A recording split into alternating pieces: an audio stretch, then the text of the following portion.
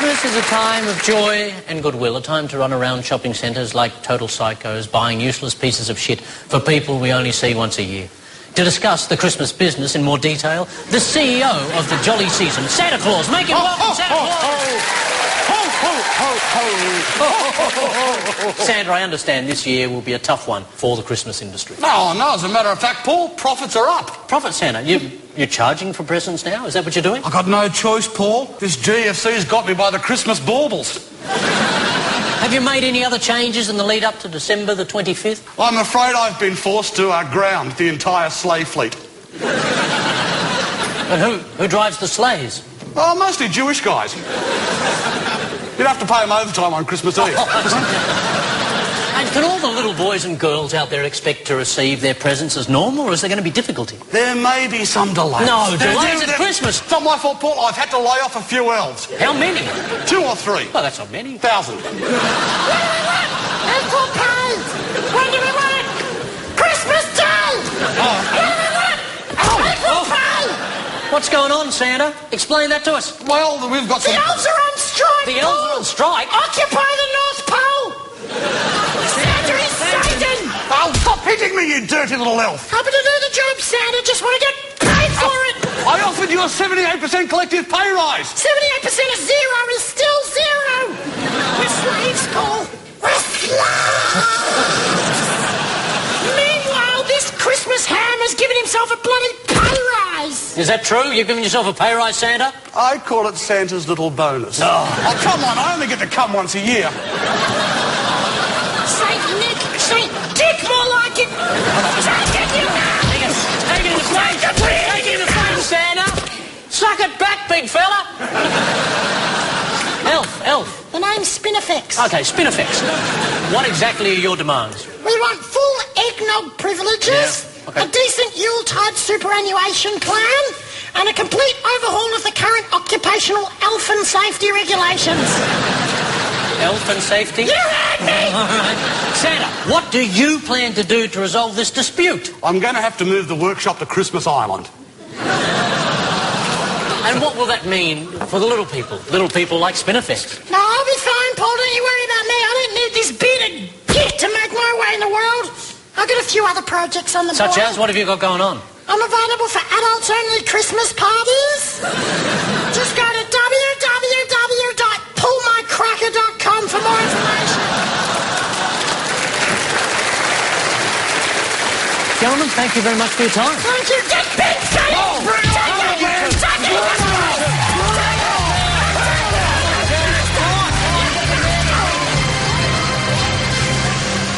Our contestants survived the vat of molten chocolate. They've done their best, but is it good enough? Time to face the judges. Well, Mikey, I think the consensus is that you look like a pygmy hippo in a river of brown sludge. Let's all have a look at your chocolate chute. Mikey's photos are bold, perhaps too bold.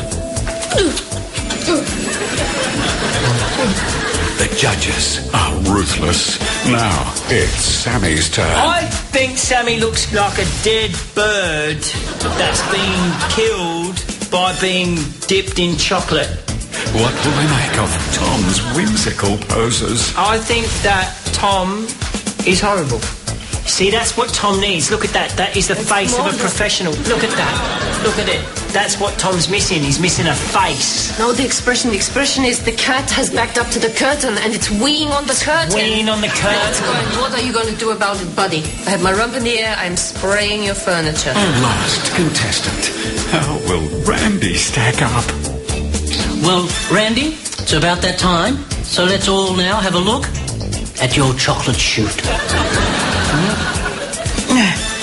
Suppose there's a... There we go. Know what you're after? Next week, the catwalk. Still to come on Good News World tonight, Silvio Berlusconi releases an album of love songs, including everyone's favourite, You're 16, You're Beautiful, and You're a Distinct Risk to the Entire European Economy. We look at a hard wooden floor while wearing dancing shoes, and I think, yeah, I'd tap that. We go wild and get eaten by Bear Grylls. A pit bull terrier is rushed to the vet after it swallows a stick and tries to fetch itself. We pick a peck of pickled peppers, then return them after realising we don't want to do a pack of pickled pepper paperwork. And in the wake of Obama's visit, Tim Matheson asks Julia Gillard, what's wrong? And she replies, what? Oh, nothing.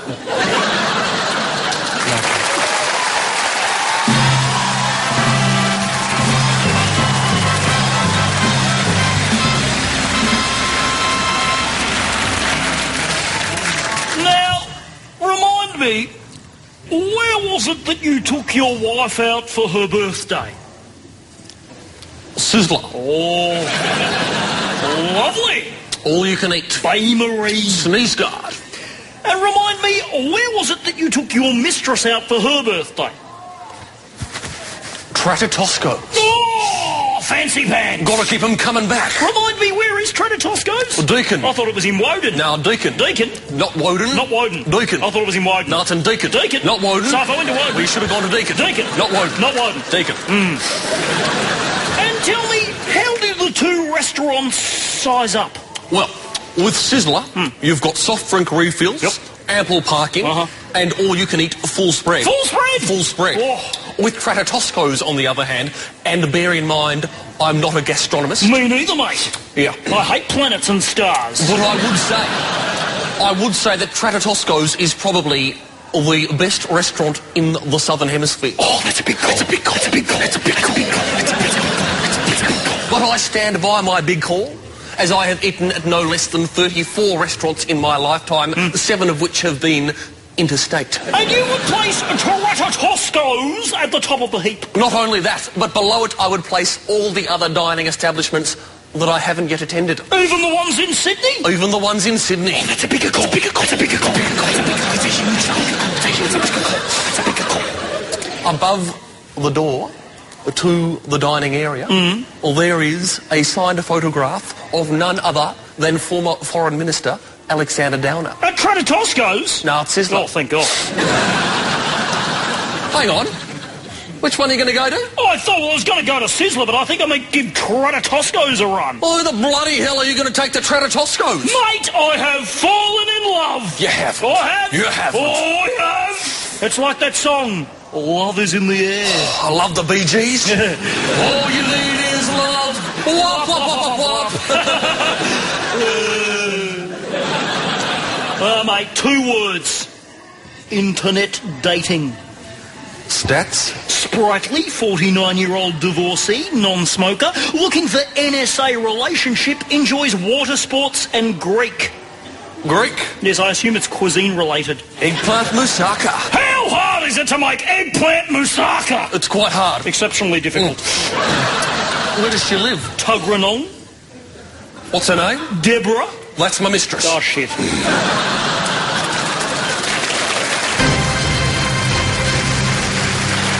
Don't go away, the Good News World Big Finish is up next, including... Oh, yeah, I see your problem. There's a Gaddafi blocking your drain. On the set of the hilarious new Libyan comedy, Weekend at Gaddafi's. Put it away! Put the gear away! They're home!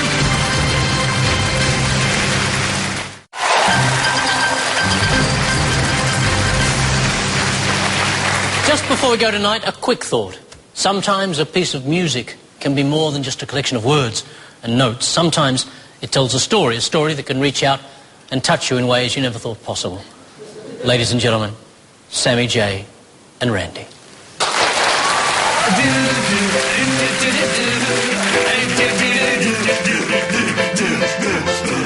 It was a Monday when we took the car and drove it to the shops. I think it was a Tuesday. I'm pretty sure it wasn't. No, you're right, it was a Tuesday. 'Cause Derek had the permit. It's a clear way on a Monday. But we parked there, so it must have been a Tuesday when we took the Did car. Derek give that permit back? He said he'd leave it when he went to Queensland. We should chase that up. We will. Still, we were in the car, driving to the I'm shops. serious, that permit wasn't cheap. Relax, we'll get the permit back. That's what you said about the vacuum cleaner. Well, that was different. He's got allergies. Like what? You saw the rat. It's eczema. He has to clean the carpet because his cat's got hairy bollocks. You should get that thing to sex. He can't, he breathes them. It's his way of coping with a difficult divorce. As far as I can see, his only allergy is giving back the shit he borrows from his neighbours. So we were driving north. I mean, the guy can still afford to go to Noosa. Yeah, what's your point? He should just buy a vacuum cleaner. Look, I lent it in good faith.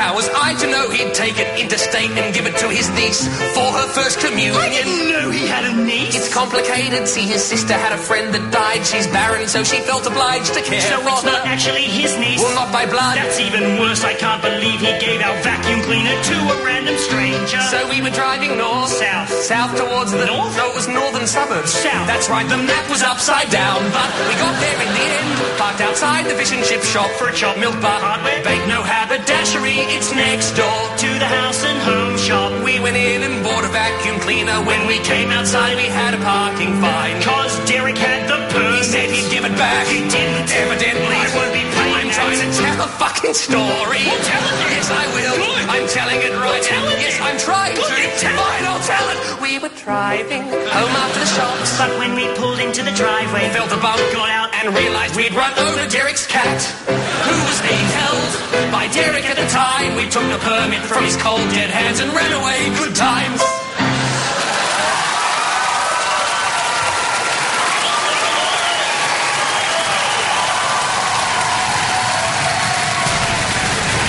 Everything I did for my Al-Qaeda brothers. Everything I did for the Iraqi people. Everything I did was an audition for Survivor. You know the show Survivor? I know. That was my life. Yeah.